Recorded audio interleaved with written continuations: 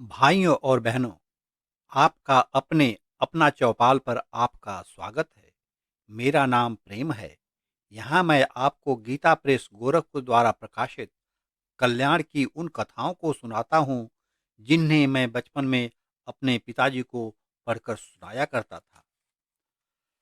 आज मैं आपको माता सीता की तीन देवरानियां लक्ष्मण, भरत व शत्रुघ्न की पत्नियां उर्मिला, मांडवी और श्रुति कीर्ति की कथा सुनाता हूँ।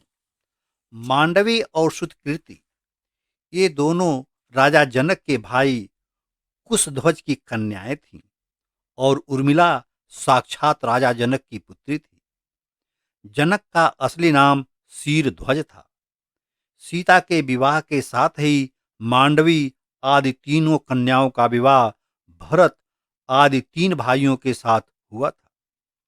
मांडवी भरत की, उर्मिला लक्ष्मण की तथा श्रुतकीर्ति शत्रुघ्न की पत्नी हुई।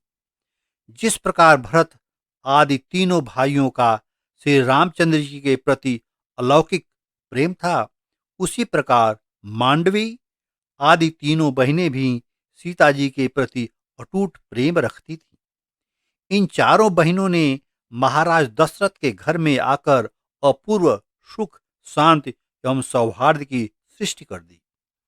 सभी बहनें असाधारण पतिव्रता थीं। सबके मन में सास, ससुर तथा गुरुजनों के प्रति श्रद्धा, भक्ति एवं आदर का भाव था। इन्हें अपनी सेवा से तीन तीन सासुओं को संतुष्ट करना पड़ता था।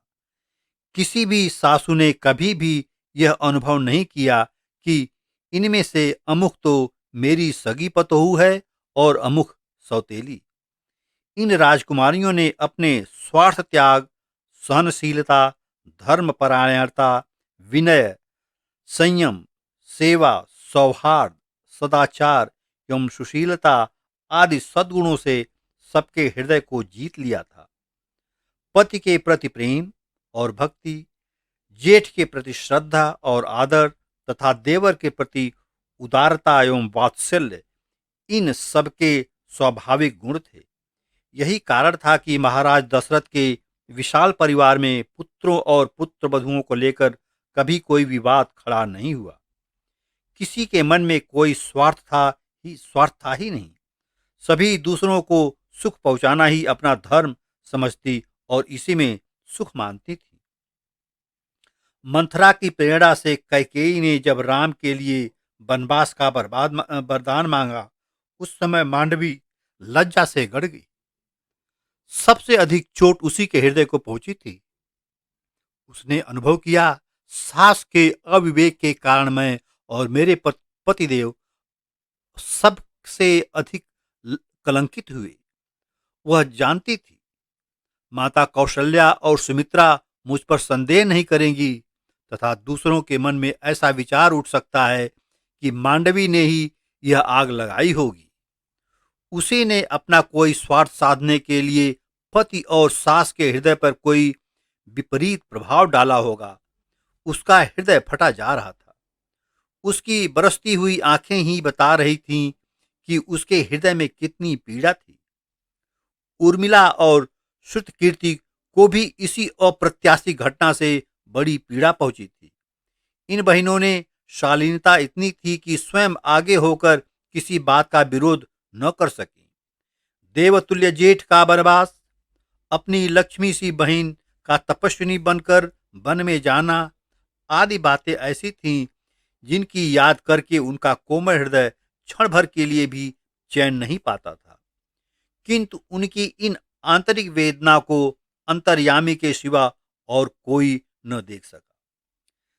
राम, सीता और लक्ष्मण वन में चले गए, इस बात का सभी को दुख हुआ था। देवतुल्य ससुर इस भारी शोक को न संभाल कर सकने के कारण परलोक वासी हो गए। माताएं अर्धमूर्छित अवस्था में जी रही थीं। यह सब देखकर तीनों बहनों का कलेजा फटता था। सबसे अधिक क्षोभ का सामना उर्मिला को करना पड़ा। उसके जीवन सर्वस्व, उसके प्राणधार पर पति लक्ष्मण भी वन में थे। वह उनके दर्शन से, उनके कुशल समाचार से भी वंचित हो गई थी। यदि सीता की भांति वह भी वन में जाकर स्वामी की सेवा कर सकती तो उसे कुछ संतोष रहता, किंतु वह ऐसा नहीं कर सकती थी। उसके स्वामी किसी के कहने से नहीं, स्वेच्छा से बन गए थे। पिता माता तुल्य भाई और भाभी की, दूसरे शब्दों में अपने आराध्य देवता की सेवा का शुभोद्देश्य लेकर वन में चले गए थे। यदि उर्मिला साथ जाती तो स्वामी के कर्तव्य पालन में बाधा पड़ती। उसके कारण उसके स्वामी के धर्म में त्रुटि आए। यह एक सती पतिव्रता कैसे सहन कर सकती थी। उर्मिला ने 14 वर्षों तक वीर की भयंकर आग में झुलसना ही स्वीकार किया, किंतु पति के कर्तव्य पथ में बाधा बनकर नहीं खड़ी हुई। धन्य हो। भरत शत्रुघ्न के साथ अपने मामा के घर से लौट आए थे। उन दोनों भाइयों ने माता के अन्याय का विरोध किया। उन्होंने राज सिंहासन के प्रति तनिक भी आसक्ति नहीं दिखाई। उल्टे भाई और भाभी के वनवास कष्ट का ख्याल करके वे फूट फूट कर रोने लगे। उन्होंने लक्ष्मण के भाग्य की सराहना की। उनकी दृष्टि में उस समय लक्ष्मण के सिवा सबकी बुद्धि मारी गई थी। शत्रुघ्न को तो लक्ष्मण का चुपचाप वन में चला जाना भी अन्याय प्रतीत हुआ। ये तो इस बात के लिए लक्ष्मण को कोसते रहे कि उन्होंने धनुष बाण क्यों नहीं उठाए। राम के राज्याभिषेक में बाधा डालने वालों को दंड क्यों नहीं दिया। भरत और शत्रुघ्न के निस्वार्थ भ्रातृ प्रेम को हृदय मंडन कर मांडवी और श्रुतिकीर्ति का हृदय हर्ष से फूल उठा। उनके नेत्रों में आनंद और करुणा के आंसू छलक आए। उन्हें अपने पति की सदाशयता पर गर्व हुआ। अब कौन है जो मांडवी और श्रुतिकीर्ति पर तनिक भी संदेह कर सके, उन पर और उनके पति पर कलंक का टीका लगा सके। सबके मुंह से लक्ष्मण की प्रशंसा सुनकर विरहणी उर्मिला को भी कम सुख नहीं मिला।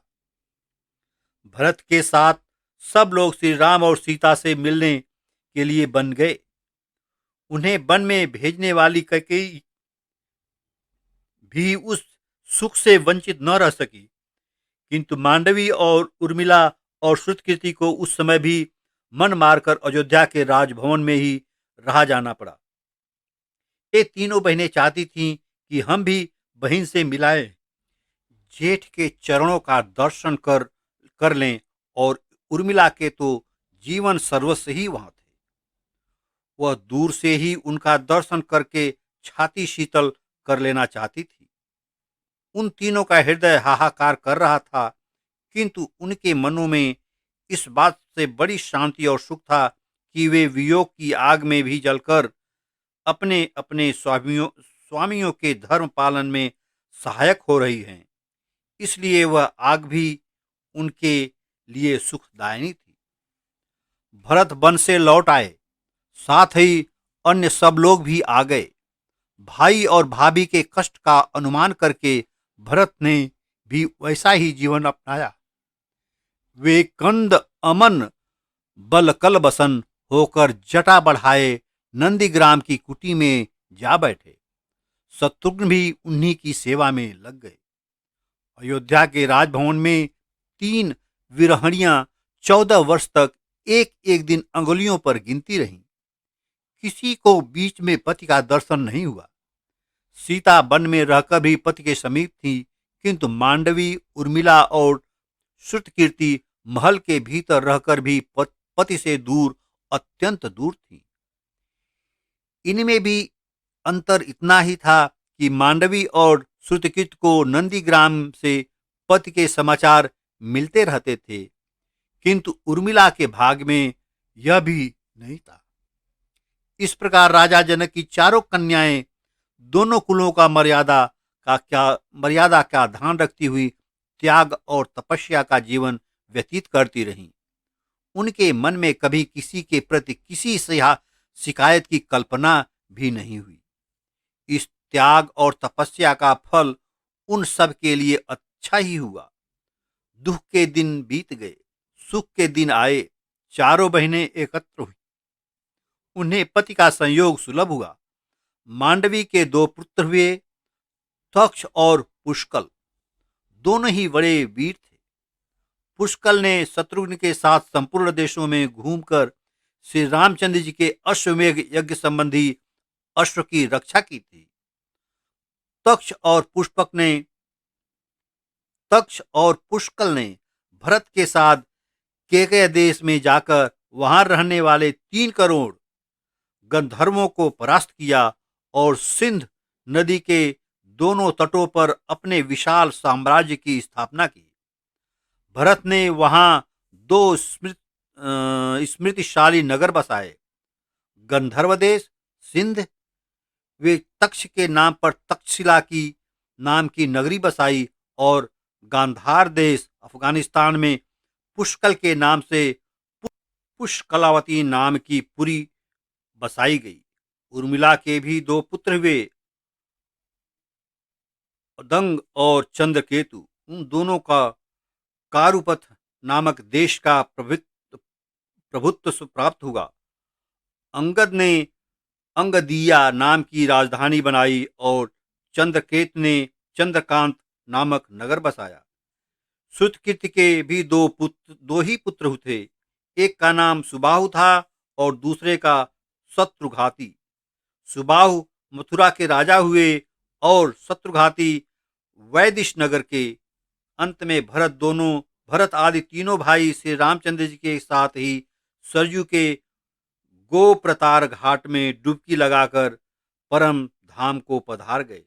मांडवी, उर्मिला और श्रुतकीर्ति भी पतियों के साथ सरयू में गोता लगाकर उन्हीं के लोकों को प्राप्त हुई। आज की कथा बस इतनी सी। अगली बार फिर ऐसी ही कथा लेकर अपना चौपाल पर आऊंगा। तब तक के लिए आज्ञा दीजिए। नमस्कार।